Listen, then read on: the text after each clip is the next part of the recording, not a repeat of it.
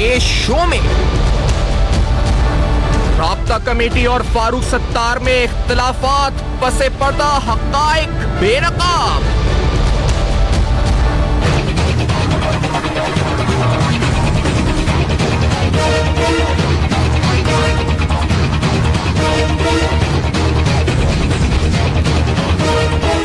एक शख्स को सेनेट भेजने की जिद, क्या मामलात ज्यादा संगीन?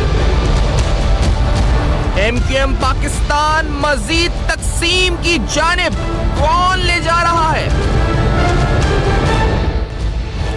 अस्सलाम वालेकुम। पसे पर्दा हकाइक सनसनीखेज इंकशाफात प्रोग्राम बेनकाब में हूँ आपके साथ सैफान खान। पाकिस्तान में जो सियासत में हो रहा है सेनेट इलेक्शन को लेकर वो सबके सामने है, बिलखुसूस जो कराची शहर में हो रहा है वो सब भी सामने देख रहे हैं। इस वक्त मुत्तहिदा कौमी मूवमेंट जो इस वक्त मजीद तकसीम दर तकसीम तहलील की तरफ जा रही है, आखिरकार हो क्या रहा है, ये बड़े अहम सवाल हैं। आज थोड़ी सी बर्फ पिघली है जब फारूक सत्तार और फैसल सब्जवारी की आपस में मुलाकात हुई है और हमने देखा है कि आबदीदा भी हुए दोनों, लेकिन ये आबदीदा होने का सिलसिला भी हम कल से मुसलसल सुन रहे हैं। कभी हम सुनते हैं कि अमीनुल हक साहब रो रहे थे, कभी सुना जाता है जी कि शब्बीर कायम खानी साहब जो सेनेट के उम्मीदवार हैं, एमक्यूएम के जो भादराबाद विंग है राब्ता कमेटी उनके, वो रो रहे थे।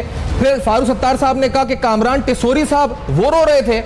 अब पूरे सारे के सारे एमक्यूएम के सेनेटर्स जो उम्मीदवार हैं या तो वो रो रहे थे या एमक्यूएम के रहनुमा चाहे वो भादराबाद से ताल्लुक रखते हैं या पीआईबी कॉलोनी से ताल्लुक रखते हैं वो रो रहे हैं। तो आखिरकार ये क्या सियासत हो रही है? ये सिर्फ उसूल तो कहीं नजर नहीं आते, सिर्फ पैसों का ये सीजन है एमपीएस का, इसलिए सब कुछ हो रहा है। ये सब इक्तदार की जंग है इसलिए रो रहे हैं, ये कोई उसूलों की जंग है इसलिए रो रहे हैं। और आगे चलकर कराची की सियासत में क्या होने वाला है, यानी इसको सामने रखते हुए क्या मंजरनामा तश्कील पाएगा, ये भी बड़ा बुनियादी सवाल है। और इस पूरी सूरत हाल में क्योंकि हमने देखा कि मुख्तलिफ पार्टीज के रहनुमा भी आके अपनी स्टेटमेंट देते रहे, बहुत से लोगों ने कहा कि फायदा, बिलाल भुट्टो साहब ने तो रात को ट्वीट भी करी और बहुत से लोगों ने, डॉक्टर आसिम ने कहा कि इस वक्त जोड़ तोड़ जारी है, मुलाकातों का सिलसिला इस वक्त जारी है एमक्यूएम के लोगों से। तो ये पूरी पॉलिटिक्स है सेनेट के इलेक्शन को लेकर, लेकिन एमक्यूएम की सियासत के अंदर पसे पर्दा हकाइक इस वक्त क्या है ये जानते हैं। सलीम शहजाद साहब मेरे साथ मौजूद हैं, साबिक रहनुमा एमक्यूएम स्टूडियोज में कराची में ज्वाइन कर रहे हैं। सलीम साहब बहुत शुक्रिया आपने।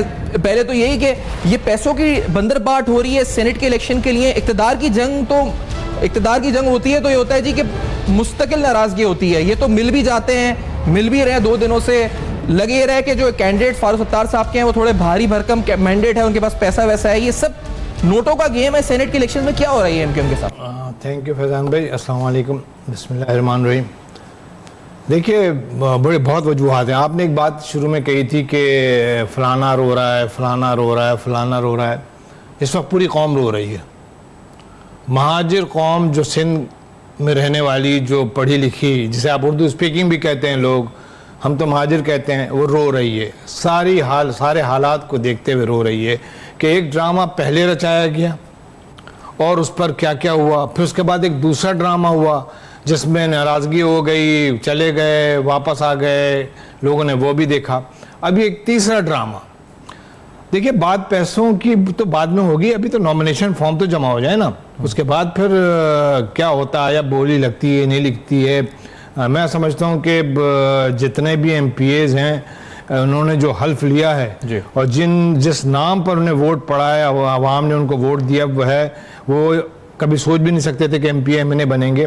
अगर उन्होंने सौदा किया तो मैं समझता हूँ कि अल्लाह के हुजूर तो उनको जवाब देना पड़ेगा, दुनिया पे भी शायद। तो फारूक सत्तार साहब ने सौदा कर लिया ना टिकट का, तो बज़ाहिर तो लग रहा है वो जिस तरह के मामलात हैं ये सारे मामलात पैसों के ही है ना, ये कामरान टिसोरी और ये सब कुछ ही क्या है? पैसों के नहीं है, पैसों की आप दूसरा स्टेज समझ लें। एक तो है अना का है। फारूक सत्तार साहब ने एक बात ठान ली है कि कामरान टिसोरी, और हकीकत है कि कामरान टिसोरी ने बुरे वक्त में उनका साथ दिया था, जब पैसा नहीं था, बादराबाद का ऑफिस लेना था, बहुत सारी चीजें थी। पैसों की कमी आपको लगता थी उनको? यानी उनके पास ख्वाजा सुहेल मंसूर है, उनके पास दीगर लोग थे जो अच्छे पैसे, अली रजा आबदी भी अच्छे बिजनेसमैन है, यानी कामरान टिसोरी का पैसा कोई इतना ज्यादा है कि मतलब कामरान टिसोरी ने सिर्फ पैसों की मदद की होगी या और भी कोई मदद की है? मेरा ख्याल है फारूक भाई तो शायद उनके क्या नाम है 40 लाख के मखरूज भी हैं, क्या नाम है सुहेल मंसूर साहब के 40 लाख के प्राडो खरीदी उन्होंने। मुझे नहीं पता कि आबदी साहब जो हैं वो क्या दें। देखिए पैसा को बड़ी मुश्किल से देता है, लेकिन अगर कामरान टिसोरी ने दिया है, जो लोग कहते हैं कि दिया है, तो यकीनन आदमी जब इन्वेस्टमेंट करता है तो उसका कुछ ना कुछ रिटर्न चाहता है। अगर ये मामला है जो हैदराबाद में लोग बैठे हुए हैं, अगर ये मामला है कि साहब कामरान टसूरी को क्यों टिकट दिया जा रहा है, तो मैं उनसे एक सवाल करूंगा अवाम की तर्जुमानी करते हुए कि जब उनको राब्ता कमेटी का मेंबर बनाया जा रहा था उस वक्त उन्होंने क्यों नहीं एतराज़ किया? जब हाईएस्ट फोरम डिप्टी कन्वीनर बनाया जा रहा था उस वक्त क्यों नहीं एतराज़ किया? अब आने के बाद जब क्या नाम है उनको टिकट दिया जा रहा है तो अब इतराज़ किस बात का? और चलो एक सीट का मामला है ना कोई तो झुके, लेकिन झुकने के लिए कोई तैयार नहीं है। फारूक सत्तार साहब ने अपनी आना बनाई हुई है, हैदराबाद में जो लोग बैठे हैं उन्होंने अपनी आना बनाई हुई है, और अब एक दूसरे को गालियां भी दे रहे हैं, एक दूसरे को बुरा भला भी कह रहे हैं। कल तक एक दूसरे को डिफेंड करते थे, आज एक दूसरे को बुरा भला कह रहे हैं। मैं समझता हूं कि ये वो लोग जो आज ये सारा ड्रामा नचा रहे हैं, मैं उनसे ये सवाल करता हूं कि तुम्हें कराची शहर के हालत ज़ार पर रहम नहीं आता?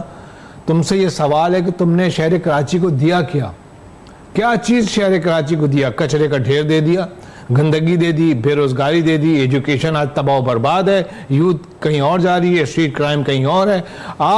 आपने कराची को कुछ भी नहीं दिया सवाए लड़ने के। आप भी कहते हैं कि 22 अगस्त के बाद हमने एक बहुत बड़ा फैसला किया, यकीनन बहुत बड़ा फैसला किया, मैंने भी बहुत बड़ा फैसला किया था 22 अगस्त के बाद 23 अगस्त को, लेकिन मैं भी आपका नुमाइंदा हूं, मैं भी आपके दरमियान रह चुका हूं। लेकिन दिया तो कुछ नहीं, वो तो सबको पता है। चाइना कटिंग के अलावा और दहशतगर्दी के अलावा, लाशों के अलावा क्या दिया है एमक्यूएम ने कराची के शहर को? लेकिन ये बात इंपॉर्टेंट है कि इस वक्त जो हो रहा है, आप अना की जंग कह रहे हैं, आमिर खान साहब की भी अना है इसमें। जी बिल्कुल है।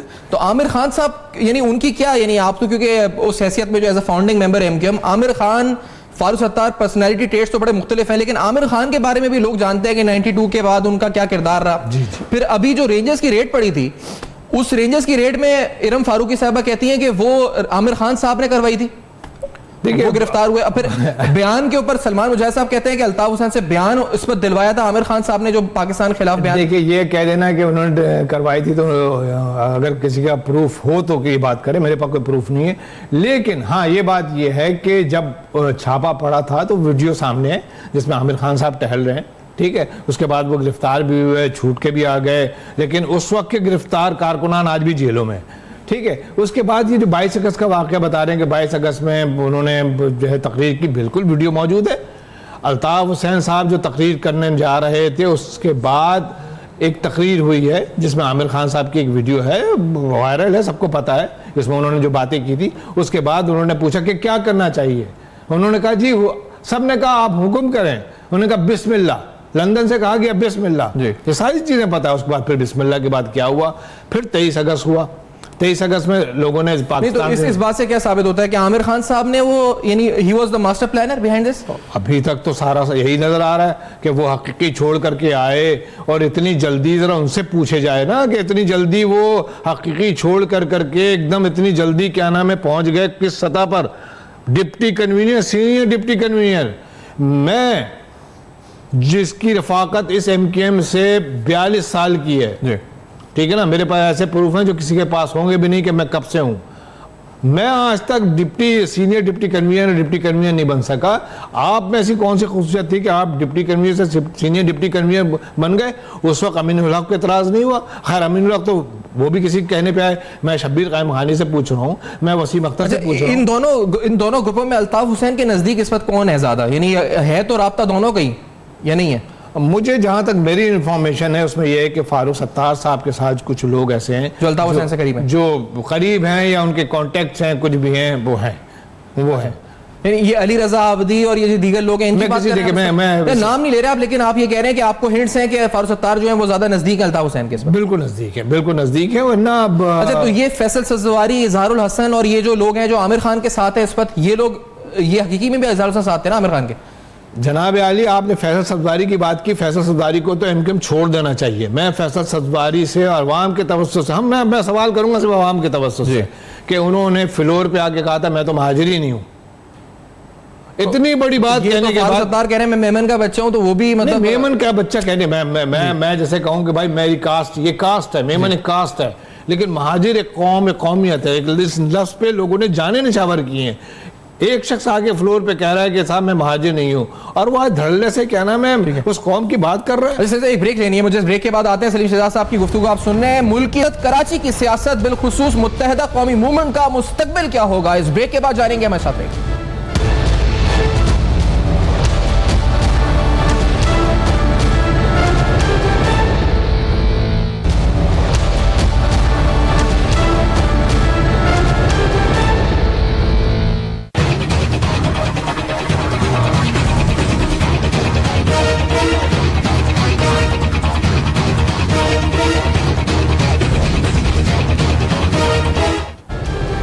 Welcome back. आप देख रहे हैं बेनकाब, जहां पर हम सवाल उठा रहे हैं मुत्तहिदा कौमी मूवमेंट, जो इस वक्त 2 या 3 दिन से हम सियासी हलचल देख रहे हैं कराची शहर में। आखिरकार ये सब पैसों का इक्तदार की जंग, अना की जंग है, क्या है आखिरकार? खुद एमक्यूएम के जो फाउंडर मेंबर है सलीम शहजाद साहब, प्रोग्राम में 42 साल की आपकी एफिलिएशन है एमक्यूएम के साथ, तो हमें बता रहे हैं अंदरूनी मामलात। हमने एक और कैरेक्टर की बात की, फैसल सदारी की बात हुई है, आमिर खान की बात हुई है। हैदर अब्बास रिजवी ने कल रात गए जब फारूक सत्तार प्रेस कॉन्फ्रेंस, तो उन्होंने कॉल की थी और कॉल करके फारूक सत्तार से बात की थी। उस पर फारूक सत्तार की वो वीडियो जिस पर उन्होंने कहा जी कि मैं चाहता हूं कि मीडिया इस पर इतना शोर ना मचाए, लेकिन उन्होंने क्या कहा और हैदर अब्बास रिजवी से उनकी गुफ्तगू क्या हुई, ये जरा सुने। देखें, मैं बीच में तो किसी की कॉल नहीं लूंगा। हैदर भाई, आपने भी लोगों को कहा सपोर्ट बहादुराबाद, तो मैं आपकी कॉल लूंगा इस वक्त? क्या बात कर रहे हैं आप यार? आपके मैंने देखे हैं मैसेजेस, मैंने देखे हैं हैदर भाई, मैंने देखे हैं मैसेजेस, मैंने देखे हैं। फारूक सत्तार बात कर रहा हूं, फारूक सत्तार बात कर रहा हूं। मतलब पार्टी बन रहे कनाडा में बैठकर, तो गलत है ये भी।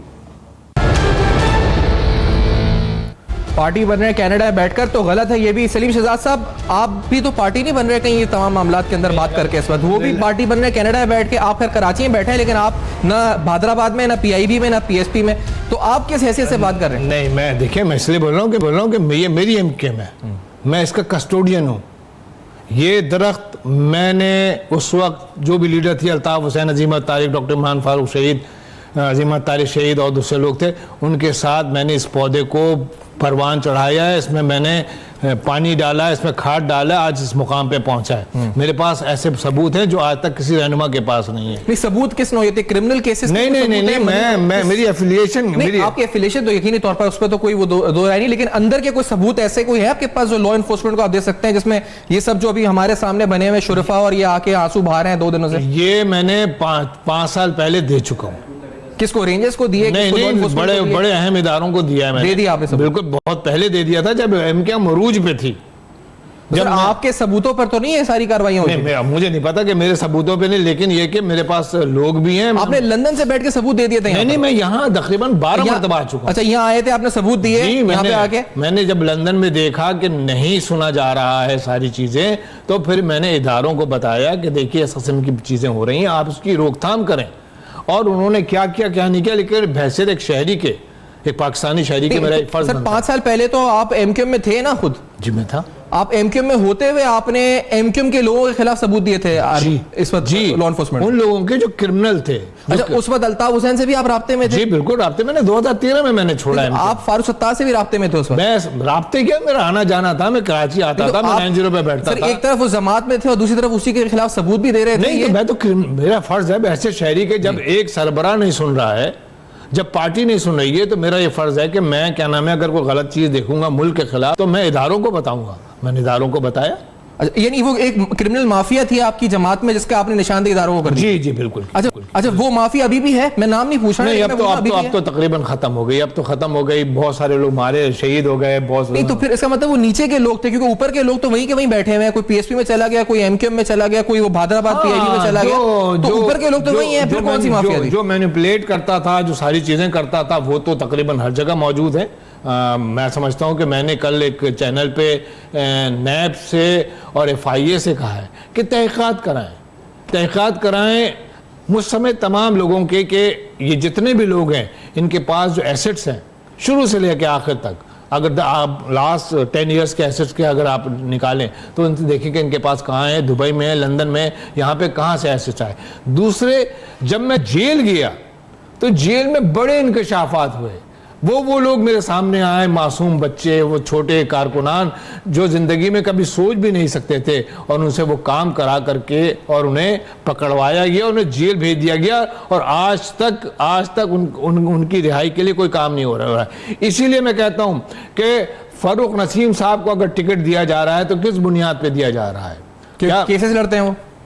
मुझे किसी एक कारकुन का बता दीजिए। नहीं लड़ा। अच्छा, मुझ समेत कभी आकर के मुझसे पूछ लेते क्या आपको मैंने अपना वकील किया है? एक कारकुन बता दें, कोई एक कारकुन। पूरी लीगल एड कमेटी मौजूद है, मैं रोजाना तकरीबन हफ्ते में 2 दिन कोर्ट जाता हूं। सर, ये कहना कि आपके पास सबूत हैं ये एक चीज है, और ये कहना कि नैब इन्वेस्टिगेशन करे, जो बिल्कुल सही मुतालबा है आपका कि पहले किसकी क्या एसेट वैल्यूज थी और आज एसेट वैल्यू क्या है। लेकिन एक होता है सबूत होना। तो आपके पास अगर आप खुद नैब में जाते हैं तो सबूत है किसी के कि भाई किसी के पास इतने शादी हॉल थे पहले, या एक घर नहीं था अब इतने शादी हॉल बना लिए उसने, या पहले किसी ग्राउंड पे वो उसका अपने 60 गज का क्वार्टर नहीं था, आज उसके ग्राउंड है बड़े बड़े। तो ये सबूत है आपके पास? मुझे सबूत देने की जरूरत नहीं है। गरीब मुतवसत तबके के लोग पराडो में, लैंड क्रूजर में, और कौन सी और दूसरी गाड़ियां, मुझे नाम भी नहीं पता गाड़ियों की, उन गाड़ियों में घूमते हैं, 4-4 गार्ड पीछे होते हैं। ये गरीब मुतवसत तबके के लोग नहीं होते हैं। आप इस तहरीक में आए हैं, अगर आप इसको तहरीक कहते हैं, अब तो ये तहरीक नहीं हो गई, अब तो एक जमात है, सियासी जमात तो है। मैं से एक चीज और, क्योंकि आपने 5 साल पहले जब सबूत लॉ एनफोर्समेंट को दिए तो उसके बाद लॉ एनफोर्समेंट ने जो कार्रवाई करी वो छोटे निचले दर्जे के लोग होते हैं उनके खिलाफ करी। यानी आप मुतमईन तो नहीं हुए ना उस कार्रवाई से कि बड़े नाम तो वहीं के वहीं बैठे हैं, वहीं आमिर खान है, वहीं फारूक सत्तार है। मेरा मतलब नाम ले रहा हूं मैं, ये नाम नहीं होंगे क्या पता उसमें, लेकिन ये सब है ना वहीं पे बैठे हुए। हाँ, उस लेवल पे तो नहीं हुआ, लेकिन फिर भी हुआ। काफी लोग जेल में। लेकिन मैं ये कह रहा हूं कि अगर एमक्यूएम को कहते हैं ना गरीब मुतवसत तबके की जमात, आज कराची की जो सूरत हाल है, और आप देखते हैं टीवी पे देखते हैं कि किस तरीके से प्राडो से, लैंड क्रूजर से, बड़ी बड़ी गाड़ियों से उतरते हैं, आगे पीछे जो है कोऑर्डिनेटर, पुलिस, और ये एमक्यूएम का तरीक़ेकार कभी नहीं रहा। ठीक है ना? अगर ये कराची से इतनी मोहब्बत है, मैं कहता हूँ ये सारे एसेट्स बेचें, सारी गाड़ियां बेचें, जाएं इलाकों में जाकर के क्या नाम है किराए पे डंपर लोडर लें और सफाई करें, सड़कें बनाएं, सारे आवाम की खिदमत करें। आवाम नाला है इनसे, आवाम नाला है। आप पूछेंगे इनके पास इतने सारे कारकुनान कहां से आ जाते हैं? ये कारकुनान वो कारकुनान है डीएमसी, केएमसी, केडीए में नौकरी करते हैं, जिनको खतरा है कि अगर वो हाजिरी नहीं देंगे तो उनको नौकरियों से हटा दे दिया जाएगा। ये वो लोग हैं केएमसी, डीएमसी और केडीए और वाटर बोर्ड के, जो प्रमोशन के लिए बैठे हुए हैं कि हाजिरी देंगे तो प्रमोशन। बेचारे मासूम कारकुनान मासूम है। ये सारे जो मामलात हैं कि डीएमसी वगैरह के एम्प्लॉइज, ये बिल्कुल आपके इल्जाम दुरुस्त है और ये होंगे, ये बातें देखते हैं हम आंखों से, वाटर बोर्ड के एम्प्लॉइज और ये सारे। लेकिन ये तो इल्जाम नून लीग पर भी लगता है कि पटवारियों को लेकर आ जाते हैं, या वो ये इल्जाम पीपल्स पार्टी में भी लगते हैं कि सरकारी मशीनरी सपोर्ट करती है। तो this is something that practice हो चुकी है पाकिस्तान में पॉलिटिकल पार्टीज की। लेकिन ये इल्जाम के एक पार्टी बैठकर पाकिस्तान में रॉ के विंग को चलाती है, या ये इल्जाम कि वो लंदन से बैठ के एमआई और रॉ से राब्ते बनाती है और उनके तवज्जुह से कराची में दहशतगर्दी करवाती है, ये बड़ा संगीन इल्जाम होता है। तो वो भी अभी ये जो सारे आमिर खान ग्रुप और फारूक सत्तार ग्रुप, वो है अभी भी? मुझे तो नहीं पता कि इनमें से यहाँ से कौन है जो लंदन में मुलव्विस थे, वो यहाँ की लॉ एनफोर्समेंट एजेंसी को, इदारों को पता है। आपने कहा ना कुछ लोगों का अल्ताफ हुसैन से राब्ता है अभी भी इस वक्त। राब्ता वो नहीं है कि अब राह के जरिए राब्ता है, लेकिन राब्ता है, इंफॉर्मेशन है, क्या करना है क्या नहीं करना है। बात दरअसल ये है कि मैं एक सवाल करता हूँ कि आपको याद होगा कि दुबई में बड़ी मीटिंगें होती थी और यहाँ से वफ्द जाता था दुबई, लंदन से वफ्द आता था दुबई। आखिर दुबई में कौन सी मीटिंग होती थी? क्या कराची की तरक्की के लिए मीटिंग होती थी? किस किस्म की मीटिंगें होती थी?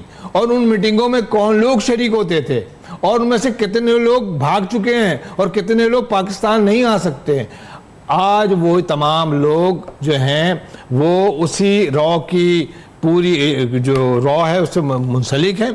कुछ लोग बैठे जरूर। दुबई में तो रहमान मलिक साहब भी मीटिंग करते थे। वो अलग मीटिंग होती थी, वो अलग मीटिंग होती थी, वो अलग मीटिंग होती थी, ये अलग मीटिंग होती थी, ये अलग मीटिंग होती थी। मैं क्योंकि मैं दुबई में रहा हूँ, मैं दुबई में इतना आया गया हूँ कि अगर मेरा पासपोर्ट देखें, मैं 2013 से 2015 तक दुबई में रहा हूँ। मुझे एक एक चीज की इंफॉर्मेशन है, मुझे सब पता है। ये चीज मुझे बताया ना कि मैं इससे पहले कि आपने खुद जिक्र कर दिया गाड़ियों का, प्राडो का, गार्ड्स का, ये शोज, सारे शोबाजी और सारे आगे पीछे लोग होते हैं। ये जो जितने भी लोग अब हैं इस वक्त, अब तो भत्ते नहीं ले रहे ना कराची से, तो ये इन लोगों के जो भादराबाद ग्रुप है, ये हो गया, पीआईबी ग्रुप हो गया, किस तरह चल रहे हैं इस वक्त? क्या आपकी असेसमेंट है? ये क्या भत्ते तो नजर नहीं आ रहे, तो ये पावरफुल एटीएम उन्होंने हासिल कर लिए, जैसे ये पीटीआई के पास एटीएम। आप क्या समझते हैं कि भत्ते से क्या नाम पराडो लिया जाता है? नहीं तो ये अब चाइना कटिंग हुई है, चाइना कटिंग ऐसी अभी भी कर रहे हैं, चाइना कटिंग हो चुकी नहीं, अभी तो वसीम अख्तर मेयर है कि अभी भी वो कमीशन वगैरह सिस्टम है, मतलब मैं समझना चाह रहा हूँ ना क्या हो रहा है। देखिए, जो जिनको कमाना था उन्होंने इतना कमाया कि अब 5 साल पहले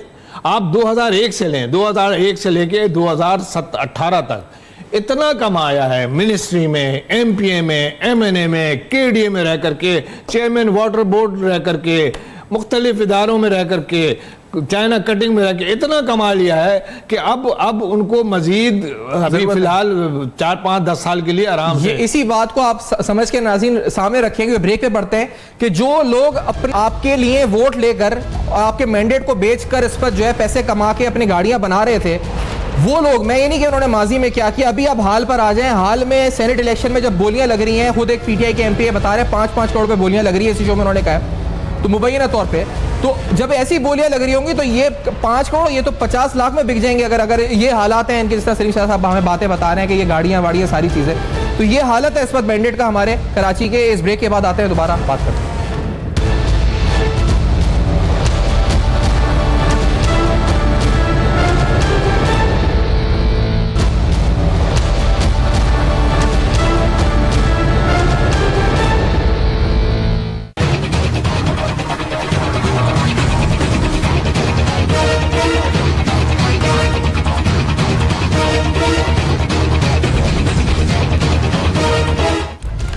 वेलकम बैक। आप देख रहे हैं बेनकाब। अगर आप हैरान हैं तो आप हैरान होने की जरूरत नहीं है, क्योंकि जो मुतवस्सित तबके की क़यादत बनकर या एमक्यूएम हमारे पर आके मुसल्लत हुई है, 80s से मुसल्लत हुई है, तो उसकी क़यादत ने जो गाड़ियां बनाई हैं, घर बनाए हैं, वो अगर आप कराची शहर में जाके देख लें, खुद ही वो मुतवस्सित तबका आपको खुद आंखों के सामने बेनकाब हो जाएगा। कोई कैमरे ले आने की जरूरत नहीं है उसके लिए।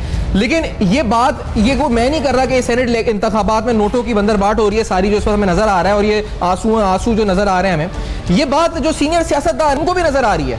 अब मिसाल के तौर पे सेनेटर मुशाहिदुल्लाह, बड़े एक जिसे कहते हैं एक उनकी आंखें, उनकी बसीरत सियासी है, बड़ी अच्छी उनकी एक्सपीरियंस है, वो क्या कह रहे हैं जरा सुने आप उनकी ज़बानी, क्या कहते हैं कराची की सियासत के बारे में। वसाइल की जंग है, एमक्यूएम में वो जोरों पे है, और ये सेनेट की सीट भी वसाइल में शुमार होती है।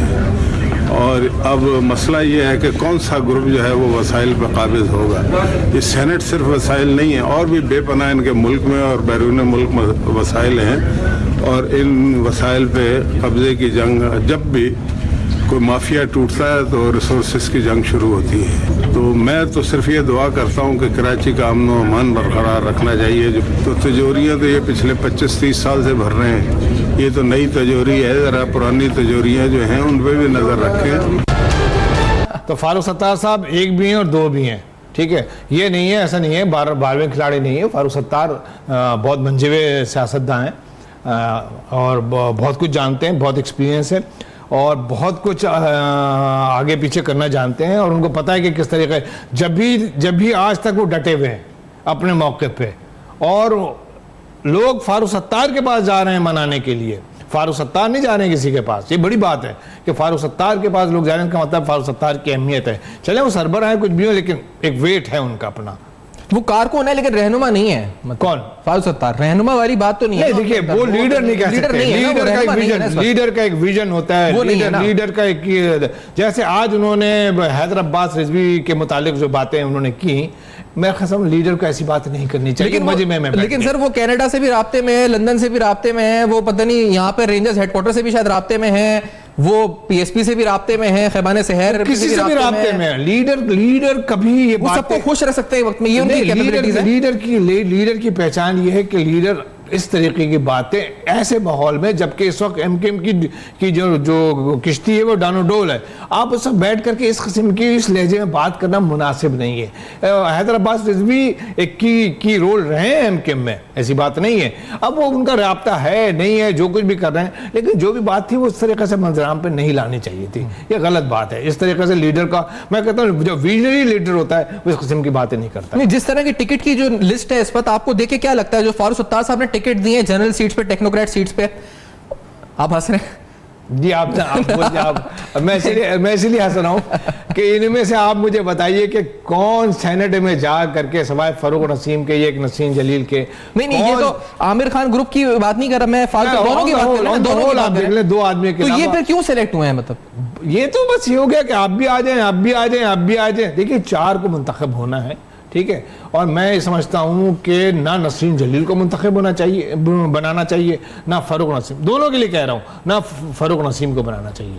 आपके पास अच्छे वकील हैं, आप किसी एक वकील को ले लें, आपके पास अच्छे खवातीन हैं जिन्होंने कुर्बानियाँ दी हैं, आप उनको लेकर के आएँ। बाकी आम जनरल सीट्स पर हैं, आपके पास बेशुमार पढ़े लिखे नौजवान हैं, आप उनको लेकर के आएँ। आप उन लोगों को क्यों लेकर के आ रहे हैं? शब्बीर कायमी रह चुके हैं, एमपीए मिनिस्टर रह चुके हैं, क्या कारकर्दगी उनकी रही है, क्या उन्होंने दिया, क्या डिलीवर किया है? अमीनुल हक इतने अरसे क्या नाम है, हमारा जो लंबा अभी 25 मिनट गुफ्तगू हुई है, तो क्राइटेरिया कारकर्दगी है ही नहीं ना सलीम शहजाद साहब, यही तो मैं बोल रहा हूं, क्राइटेरिया कुछ और है। तो अवाम इनको क्यों वोट देगी? वो लोग जो शहीद हो गए, शोदा कब्रिस्तान में दफन हैं, जिनके बच्चे मिसिंग हैं, जिनके बच्चे जेलों में हैं, उनको रिवॉर्ड नहीं मिल रहा है, तो वो क्यों देंगे? वो क्यों इन लोगों को जो आपस में छोटी छोटी बातों में लड़ रहे हैं आपस में, उनको क्यों देंगे वो? उनको अच्छा, ये तीनों जो हमारे साहब हैं, ये जो बैठे हुए हैं, अब ये आगे मुस्तफा कमाल, आमिर खान, फारूक सत्तार, इन तीनों में से एस्टैब्लिशमेंट के ज्यादा करीब कौन है आपके नजर? जो दुबई से बन करके आया मेरे ख्याल है बहुत ज्यादा है। ये तो 23 अगस्त की पैदावार है, ये तो लॉटरी खुल गई थी 23 अगस्त को, उनकी लॉटरी खुल गई, वरना होना ऐसा नहीं था। जो दुबई से होकर आया वो ज्यादा लाजमी बात है, कौन लाया, किस तरीके से लाया, मुझे कहने की जरूरत नहीं है, सब लोग कहते हैं। मैं अगर कह दूंगा तो कोई नई बात नहीं कहूंगा, सब लोग कहते हैं, वरना मैं भी हूं। मैं अपनी एक मिसाल देता हूं, आपने अभी तक मेरे मुतालिक सवाल नहीं किया। मैं ब्रिटिश नेशनल हूं, मेरी बच्चे, मेरी बीवी लंदन में रहती हैं, बहुत अच्छी ज़िंदगी है, पेट भर के खाना मिलता है, ना लाइट जाती है, ना चोरी का डर है, ना कोई और ख़तरा है। मैं एक कैंसर का पेशेंट हूँ, मुझे कौन सा किस जानवर ने काटा, क्या हुआ कि मैं आया हूँ यहाँ पर? आज पूरा 1 साल हो गया, पिछले साल 7 फरवरी को आया था। मैं क्यों आया? जेल में भी बंद रहा, पुराने 26 साल मुकदमात मुझ पर डाले गए, जबकि आज वो रहनुमा जिन पर अभी 2, 4, 6, 8 महीने 10 महीने पहले केस डाले गए थे, वो अदालत घूम रहे हैं। मैं जेल में भी रहा, मुकदमे भुगत रहा हूँ, 2 में बरी भी हो चुका हूँ। आखिर मैं क्यों आया? इसलिए आया था कि मुझे इस कौम का दर्द है, मैं चाहता था कि ये सब एक हो जाएं, ये मैंडेट टूटे नहीं। ये मैंडेट टूट रहा था, मैंने आप सिर्फ वो मैंडेट पे आ गए, मैं इज्जत करता हूं आपकी, लेकिन सर ये जिस मैंडेट को आप बचाने के लिए आए थे, ये तो लूट मार का मैंडेट था, करप्शन, और ये मतलब नाम उसका कुछ और था। ये तो चाइना कटिंग, कत्लो गारतगरी, दहशतगर्दी, इसमें तो कहीं से मैंडेट था जो आप कोटा सिस्टम खत्म नहीं करा सके, कोर कॉन्स्टिट्यूएंसी के कोई एक मसला हल नहीं करा सके। ये तो सिर्फ पैसे बनाने का मैंडेट है। इसमें क्या हुआ कि सबको एक जगह एक पिंजरे में जमा कर लें, फिर उसमें से गंदे जितने भी निकाल दें और अच्छे अच्छे उनको वहां पर रख लें। लेकिन ये चाहते ही नहीं है, ये चाहते ही नहीं है। अब ऐसा खला आ गया है, ऐसी बात हो गई है कि कराची का मैंडेट को लेकर के उड़ जाएगा और ये हाथ मलते। अच्छा, ये तो सियासी बात है ना। अभी आप मुझे ये बता सकते हैं कि जो हम south Africa wing, London wing और पता नहीं कौन कौन से मिलिटेंट विंग की सुनते थे कहानियां, अभी भी रेंजर्स गिरफ्तारियां करती है। लंदन के 13 कारकुन गिरफ्तार, 14 कारकुन गिरफ्तार, BLA के इतने गिरफ्तार। तो ये एक्टिव है अभी भी, और इनको कोई ऑपरेट कर रहा है कराची में? ये कौन? आमिर खान ग्रुप कर रहा है, फारूक सत्तार ग्रुप कर रहा है, मुस्तफा कमाल ग्रुप कर रहा है, कौन सा कर रहा है ग्रुप? नहीं, देखिए जो भी ग्रुप एक्टिव है, एक बैंकॉक में ग्रुप एक्टिव है। अच्छा, जो टारगेट किलिंग करता है कराची में, जो हिदायत देता है, एक साउथ अफ्रीका में, और यहाँ पर उनके कुछ कारिंदे हैं और बड़ी खामोशी से वो ये काम कर रहे हैं। इदारे जानते हैं, इदारे अपनी कोशिशों में लगे हुए हैं। मैं समझता हूँ कि बहुत बड़ा काम हुआ है कराची में, कत्लो गारतगरी ख़त्म हो चुकी है। अब वो बात नहीं है जो जिस तरीके से लोग एक दूसरे को मारते थे, ये बहुत अच्छी बात है। मैं समझता हूँ कि कराची को ऐसे ही रहना चाहिए। स्ट्रीट क्राइम अभी भी मौजूद है, बहुत ज़्यादा है, लेकिन इसके अलावा कत्ल गारतगरी अब रुक चुकी है। वरना सर ये मैं एक चीज़, क्योंकि आपने अपना बताया अपनी कॉन्ट्रीब्यूशन, लेकिन ये बड़े इंपॉर्टेंट सवाल है कि कराची शहर में जो लोग देख रहे हैं, अभी आप अगर लोगों को समझते हैं, आप खुद भी इंतखाबात लड़ने का सोच रहे हैं सर, ये इतने ऑपरेशन और तमाम चीज़ों के बावजूद ये बड़ा कड़वा सवाल है कि अगर एक तरफ अल्ताफ हुसैन, एक तरफ मुस्तफ़ा कमाल, एक तरफ फारूक सत्तार और बिलफर्ज एक तरफ आमिर खान खड़े हो जाएं, किसको लोग वोट देंगे कराची के? इन हालात में तो बड़ी कड़वी बात है कि अल्ताफ हुसैन को वोट देंगे लोग। ये अभी भी आप कह रहे हैं इन हालात के बाद? इन हालात के बाद देखने के बावजूद बाद कि भाई जिसने ये इनको अपने दिल बनाया, की आपकी ख्वाहिश बता रहे हैं, मैं अपने तजुर्बे की बुनियाद पे बना रहा हूँ। लोग ऐसे आदमी को वोट देंगे जो पाकिस्तान तोड़ने पे तुला हुआ है, नारे लगा रहे हैं आजादी के। जो महाजरों के रहनुमा बन रहे थे उन्होंने महाजरियत से इनकार कर दी, आपस में लड़ते रहे, तो अब ऑप्शन यही उनके पास रह गया है। ना पीपल्स पार्टी उनकी तरफ देख रही है, ना पीटीआई उनकी तरफ देख रही है, ना नून लीग उनकी तरफ देख रही है, कोई उनकी तरफ नहीं देख रहा है। महाजरों को लावारिस छोड़ दिया गया है। तो अब सबसे बुरों में से अगर एक बुरा सामने आ जाए वो तो पाकिस्तानी बुरा ही नहीं है, वो तो गद्दार है, वो पाकिस्तानी तो है ना 3 कम से कम। तो अब आप ये रिजल्ट में पता, वो तो भारतीय है, मतलब इंडियन है, लंदन है, वो कहाँ तो पाकिस्तानी नहीं है। मैं तो अल्लाह करता, मैं तो दुआ करता हूँ। बुरों में अच्छा कहाँ से आप तसव्वुर कर रहे हैं? मैं अच्छा नहीं कह रहा हूँ, मैं तो दुआ करूँ। कम बुरा कह रहे हैं ना, मैं कह रहा हूँ ना कहो अल्लाह करे, लेकिन जो ये हरकत कर रहे हैं, जो ये हरकत कर रहे हैं, इन हालात को देखते हुए तो ये ऐसा लगता है कि या तो महाजर अवाम खामोश बैठ जाएगी, बिल्कुल वोट नहीं देगी, और अगर देगी तो फिर उनको वोट तो आपका कहीं, मुझे तो लग रहा है इस जवाब से आपके कि आप ही का राब्ता तो नहीं है कहीं उनसे? नहीं, मेरा अल्हम्दुलिल्लाह मैं कमिटमेंट वाला आदमी हूँ। 2013 को आखिरी मरतबा छोड़ा था तो आज तक उस एरिया में, उस इलाके में नहीं। हालांकि मेरा घर बहुत करीब है उनके सेक्रेटरीट से, बहुत करीब है, 5 मिनट की ये पुराने वाले सेक्रेटरीट से 90 से? नहीं, ये जो लंदन में अच्छा, लंदन वाले से मैं जा सकता हूँ, लेकिन मैं वहां से गुजरता भी नहीं हूँ। और दूसरी बात यह है कि मैं ना राब्ता रखना चाहता हूँ, ना मेरा, अल्लाह गवाह कि मेरा किसी किस्म का राब्ता है। मैं सिर्फ इस शहर कराची को अमन अमान सुकून से मैं बहुत शुक्रिया हूँ। अदा करूंगा सिम शहजाद ने प्रोग्राम में ज्वाइन किया है, और हमने सवाल सारे रखे आपके सामने। मौजूदा सियासी सूरत हाल, मुस्तकबिल का मंजरनामा, एंड में एक सवाल कड़वा जवाब है उसका इन्होंने जो दिया है, लेकिन यकीनी तौर पर अब जो इनकी असेसमेंट है पॉलिटिकल, वी रिस्पेक्ट दैट, इनकी अपनी असेसमेंट है पॉलिटिकल, जो ये समझ रहे हैं कि ऐसा हो सकता है। For feedback you can write on Facebook, email and Twitter. देखते रहिएगा आप तक।